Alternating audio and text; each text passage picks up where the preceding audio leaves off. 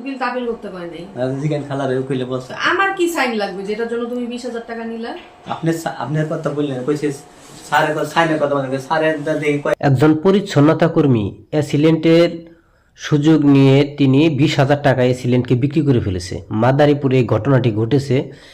একজন পরিচ্ছন্নতা কর্মী যে অ্যাসিলেন্ট অফিসে ঝাড়ু দেয়, বিভিন্ন কাজকাম করে, দপ্তরিকে এদিক চা টা থেকে শুরু করে সব কিছু যিনি দিয়ে থাকে সরকারি কর্মকর্তা বা অনেক লোকজন গেলে, তার না অ্যাসিলেন্টের নাম ভাঙিয়ে পরিচ্ছন্নতা কর্মী একজন ভুক্তভোগীর টাকা নিয়ে গেল 20,000, তাকে 20,000 টাকায় বিক্রি করে দিল। এই ধরনের অসৎ লোকজনের কারণে অনেক বড় বড় ভালো মানের কর্মকর্তাদের দুর্নাম হচ্ছে। এটা বিভিন্ন সামাজিক মাধ্যমে আসার কারণে হয়তোবা জনগণ জানতে পারছে, দেশবাসী জানতে পারছে, কিন্তু এরকম অসংখ্য অসংখ্য এই কাজকাম হচ্ছে, ঘুষ বাণিজ্য হচ্ছে, যেটা প্রশাসন জানতে পারছে না।